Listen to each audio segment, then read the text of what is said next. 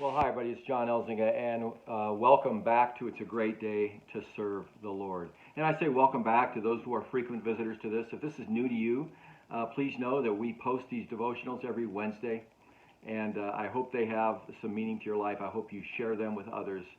It's a great joy to be able to bring you God's Word every week. So let me ask you a question. Do you feel overwhelmed? Maybe you feel hemmed in. Maybe you feel like you're backed into a corner, like you have no choice, like you don't have a choice in what you need to do in your life. Maybe you feel defeated even before you begin. The obstacles are big. The problems are too overwhelming. You encounter cultural issues at every turn. You feel the competition is too great. You feel your resources are limited, certainly in comparison to others. Maybe you don't have a degree. You don't have the money. You don't have the experience. You don't have, well, you fill in the blanks. So let me ask you another question. What's in your hand? You heard it correctly. What's in your hand? You see, thousands of years ago, God asked Moses the same question. God had appointed Moses to lead the people of Israel out of Egypt, out of bondage, out of slavery, to the promised land. And Moses was feeling like he's not the guy, he's inadequate. He's wondering, how is he going to show Israel, how are you going to show these people that God chose him? And that God chose him to lead the people. And so he complained to God about it. He's like, hey, God, come on, I'm not that guy. How are they going to know? So God asked Moses in Exodus 4 verse 2, one simple question. Moses, what's in your hand? And it was what they call a staff, a walking stick. It's the same kind of a staff that shepherds use with sheep. That's it. That's what he had. So God said, throw it down. He threw it down and it became a snake. He said, pick it up. He picked it up and that snake then became a stick again. It was God's demonstration to the people of Israel, to Moses, that he can use little insignificant Moses, the obscure things, the little things, to demonstrate his power. You might feel your resources are too limited. You don't have a degree, you don't have the money, you don't have the experience, as I said before. But look what Moses had in his hand. It's a simple stick.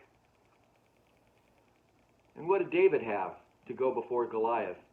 The people of Israel wanted many different people to go before Goliath, and they would armor them up and put all kinds of swords on them. And David, this obscure shepherd boy, the youngest of the boys of Jesse, they try to load him down with armor. It doesn't fit him. It weighs him down. He takes it off. He goes before Goliath with a stone and a sling.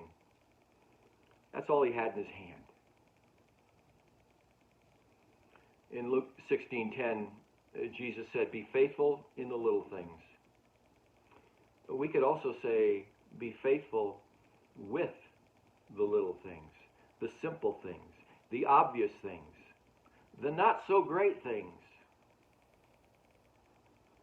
Jesus told the parable of the mustard seed in Matthew 13:32, where he said it's the smallest of seeds that grows up to this big mighty tree. You see, we have a tendency to minimize what God can do with us, can do for us, can do through us. With the little we have, with our limitations, as we compare ourselves to others, the popular, the famous, the rich, those with multiple degrees, the winners of life. And it's kind of easy to do. Maybe it's even natural. I've done it 1,000 times, even when I know I shouldn't have, even when I've seen God use me in spite of my own limitations. I've said before, I'm a frail man. I have been broken so many times, my broken places have been broken. And yet God has chosen to use me. God has chosen to use me. I don't have a degree, and yet I've been in ministry. When I tell the story, I went to college and my major was theology. Well, what I did was I completed my theology classes, but I didn't complete all of my other core requirements, English or history or whatever it was. And so I don't have that piece of paper that says I have a degree. But I didn't want people to take away from me what I had learned. I had studied theology. I was into theology, and so God, for whatever reason, allowed me to go minister to 2 different churches.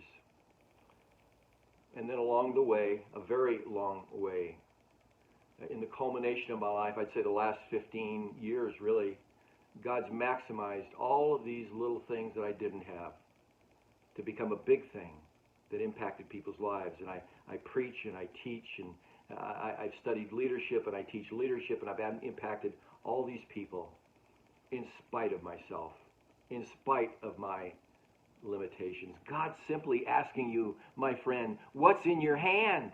It's a metaphor to say, what do you have? What's right in front of you?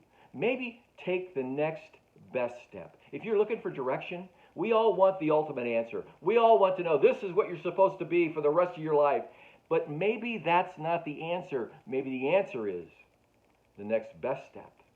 And that will lead you to the next one, to the next one, until all of a sudden someday you wake up and find, oh, this is what God meant for me all along. What's the opportunity that presents itself to you right now? You see, my friend, when God works in you and through you, when God calls you out to do something, go, be, do, because you come then a vessel in His hands to demonstrate His power and His might. And then there's this. You see, Moses didn't cause the stick to become a stake. God did. Yes, David was the one that killed Goliath, but God is the one that gave him the courage. God transforms the little mustard seed into a mighty tree. And let me give you a word that the super spiritual people in Jesus' time, called the Pharisees, would have used to refer to His disciples. They would have called them losers. And yet God used them to change the world.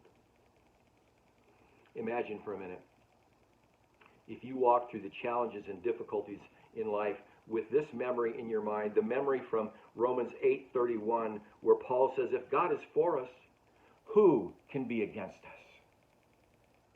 And the promise from Ephesians 3:20 that says, now to Him, that is God, who is able to do immeasurably more than all we ask or imagine, according to His power that is at work, where? Within us, within you.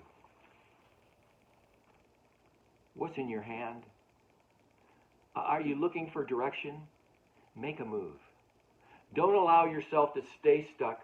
Move, go, be, get aggressively engaged in something, and that will allow you to advance and take the next best step.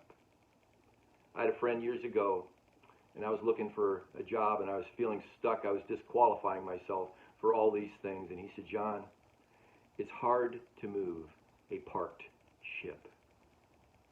But you bring it out into the open water, and a little rudder you can move with your finger, and it'll move the direction of this large boat. Maybe it's a conversation you have to have. Maybe it's a meeting, a phone call, an email. Maybe is there something in the book you're reading right now, and it's encouraging you to make a change in your life. Maybe you're discouraged, confused about what you're supposed to do. Keep trying new things. You might be surprised. You see, most careers aren't centered around what people major on in college. There's something else. It's something adjacent to maybe what they've learned. Or maybe you don't even have a degree like me. Maybe it's a decision you've been putting off. It could be that God is calling you right now to start with the obvious. The obvious is confess your faith in Jesus Christ. Or maybe you've been putting off being baptized. Go get baptized. Or maybe you've been putting off attending a church. Go to a church or a Bible study. Never underestimate the power of little things, because the little things compounded become great big things, significant things. And so I ask you, what's in your hand right now? Well, that's your devotion for this week. If you have supported this channel, thank you very much. If you'd like to support it, there's a link for donations down below. Please share this with others. And remember this, God bless you. Remember, it's a great day to serve the Lord.